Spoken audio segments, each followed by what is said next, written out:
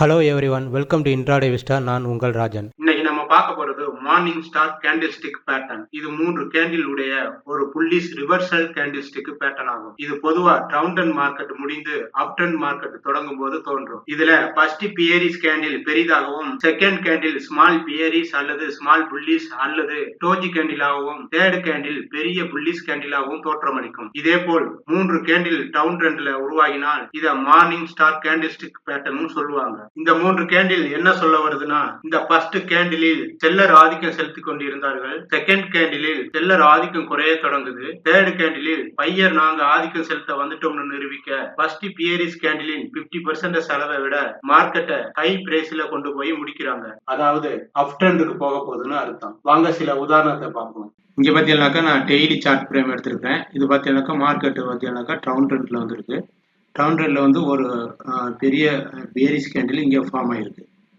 So இந்த மாதிரி form ஆகி பக்கத்து கேண்டில் வந்து பார்த்தீங்கன்னா செகண்ட் கேண்டில் வந்து ஒரு டோஜி கேண்டிலாக இருக்கலாம், அல்லது வந்து ஸ்மால் பேரிஸ் அல்லது ஸ்மால் புல்லிஷ் கேண்டிலாக இங்கே ஃபார்ம் இருக்கலாம். அண்ட் தேர்ட் கேண்டில் வந்து இந்த பேரிஸ் கேண்டில் 50% மேலே இந்த தேர்ட் கேண்டிலோட ஹை க்ளோஸ் ஆகிருக்கணும். இது ஆல்மோஸ்ட் பார்த்தீங்கன்னாக்கா ஃபர்ஸ்ட் பேரிஸ் கேண்டிலோட ஹையே தாண்டி போய் க்ளோஸ் ஆகிருக்கு. ஸோ இந்த மாதிரி ஃபார்ம் ஆனிச்சுனாக்கா இதை தான் வந்து morning star candlestick pattern சொல்லுவாங்க.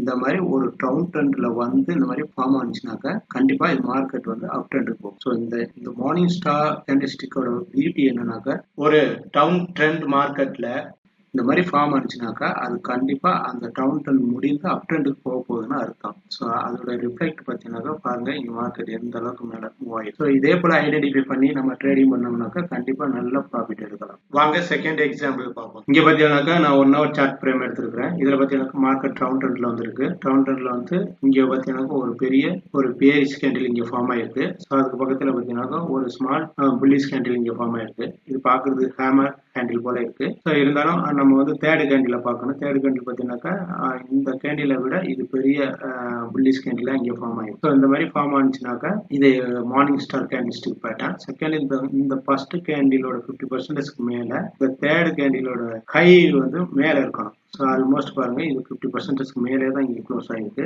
இந்த மாதிரி இருந்துச்சுனாக்கா இது morning star candlestick pattern. இந்த மாதிரி ஃபார்ம் ஆனிச்சுனாக்கா கண்டிப்பா மார்க்கெட் அப் ட்ரெண்டுக்கு தான் போகும். ஸோ அதோட ரிஃப்ளெக்ட் பார்த்தீங்கன்னா பாருங்க எந்த அளவுக்கு மார்க்கெட் அப் ட்ரெண்டுக்கு போய் இந்த மாதிரி ஐடென்டிஃபை பண்ணி நம்ம ட்ரேடிங் பண்ணோம்னாக்கா கண்டிப்பா கியூஸ் ப்ராஃபிட் நம்ம எடுக்கலாம். இந்த morning star candlestick pattern best time பிரேம்னு பாத்தீங்கன்னாக்கா, நீங்க ஒரு ஸ்விங் அல்லது பொசிஷனல் ட்ரேடரா இருந்தால் டெய்லி சார்ட் பிரேமே எடுத்துக்கொள்ளலாம். இது வின்னிங் பாசிபிலிட்டி 80 to 90% இருக்கும். அதாவது 10 ட்ரேடிங் பண்ணணும்னாக்க 8 அல்லது 9 ட்ரேடிங் சக்சஸ் ஆகும். நீங்க ஒரு இன்ட்ராடே ட்ரேடரா இருந்தால் 15 அல்லது 30 மினிட்ஸ் சார்ட் பிரேமே எடுத்துக்கொள்ளலாம். இது வின்னிங் பாசிபிலிட்டி 60 to 70% இருக்கும். அதாவது 10 ட்ரேடிங் பண்ணணும்னாக்கா 6 அல்லது 7 ட்ரேடிங் சக்சஸ் ஆகும். இங்கே குறிப்பிட்டுள்ள எந்த டைம் பிரேம் சார்ட்டா இருந்தாலும் சப்போர்ட் லெவல்ல இருந்து ட்ரேடிங் பண்ணணும்னாக்கா பெஸ்ட் ரிசல்ட்டை கொடுக்கும். வாங்க இப்ப morning star candlestick pattern உடைய சில முக்கியமான ரூல்ஸை பார்ப்போம். ரூல் நம்பர் 1, இந்த மார்னிங் ஸ்டார் கேண்டில் ஸ்டிக் பேட்டர்னை வைத்து ட்ரேடிங் பண்ணும்போது